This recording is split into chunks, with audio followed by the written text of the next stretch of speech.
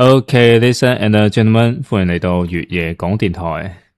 今日要分享嘅呢個故事呢，係來自廣東順德勒流嘅一位粉絲。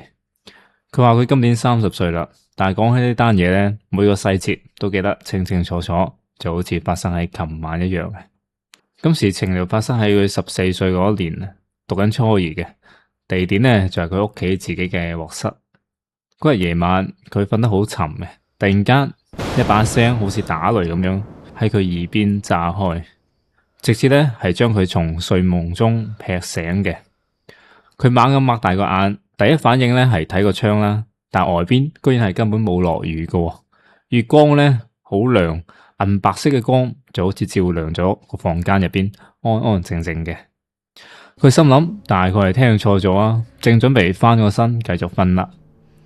咁就喺呢個時候，門口嘅方向傳來一陣爬行嘅聲，嗰把聲好奇怪，好似啲乜嘢喺地下上爬，一啲一啲咁樣向前挪嘅。佢第一個反應係有嘢入咗嚟，佢唔敢出聲，縮喺個被窩入邊，將個被冚晒成個人啦，好似以前喺宿舍度偷偷玩手機嗰種，又驚我個宿管發現。好啦，咁佢慢慢咁樣移動個身體，想將個頭抬起身，偷偷咁望一眼，就好似以前望宿管有冇過嚟嗰陣時啦。但係問題嚟啦，嗰個爬嗰個嘢咧，離佢嘅床太近啦，佢個視線咧係俾個床頭櫃遮住咗嘅，乜嘢都睇唔到。佢啊都唔敢將個頭抬得太高，驚張被滑落去嗰陣時整出咗把聲啊！就喺佢慢慢瞓翻落去嗰陣時咧，嗰個爬行嘅聲突然間停咗啊！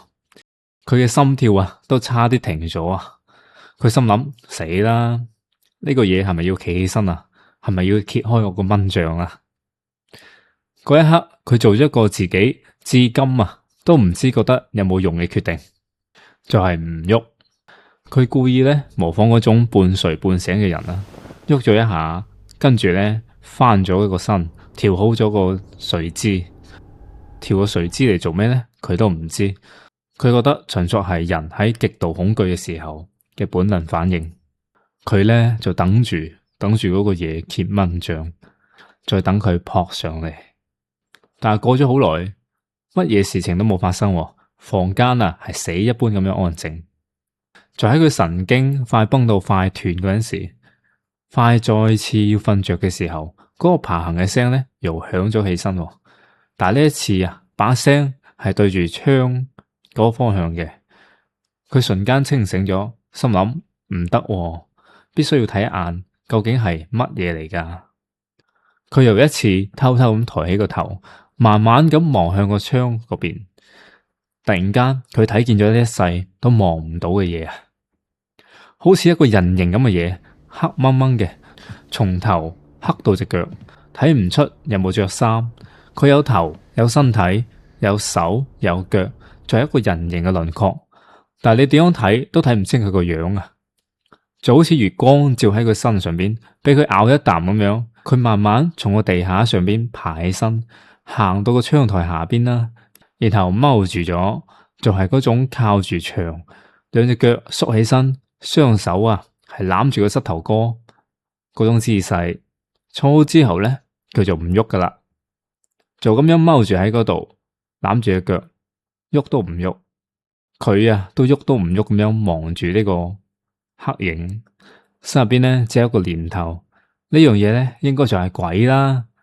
但係咧佢轉眼一諗，你唔搞我，我就當睇唔到。咁咧佢就慢慢瞓翻去，準備瞓覺啦。結果啊，嗰晚最搞笑，亦都係最折磨人嗰一幕嚟啦。一隻蚊飛喺佢頭旁邊，嗡嗡嗡嗡嗡嗡嗡嗡，最後咧係精準咁樣停喺佢塊面上邊嘅。佢喐都唔敢喐。一個14歲嘅細路仔，左邊咧係窗台下邊踎住一個黑影啊，右邊咧係面上趴住咗隻蚊。佢就喺呢種雙重嘅煎熬入邊，硬生生咁樣忍住咗。最後尾係點樣瞓着嘅咧？佢話佢自己都唔記得咗，就好似暈咗過去咁樣。好啦，再醒起身咧，天就光啦。窗台下邊咧空嘅，乜嘢都冇。佢爬起身之後，第一時間去檢查咗個房間啦，入邊嘅嘢係一樣冇少。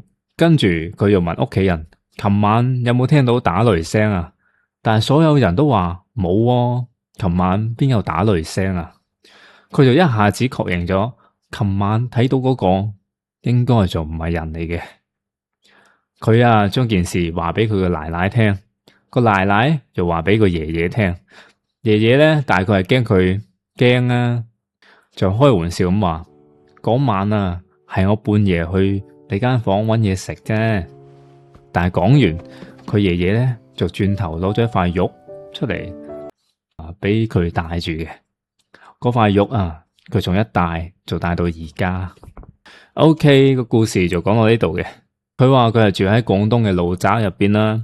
佢好想問下大家，你哋究竟有冇試過半夜醒呢？係發現房間多咗樣嘢噶。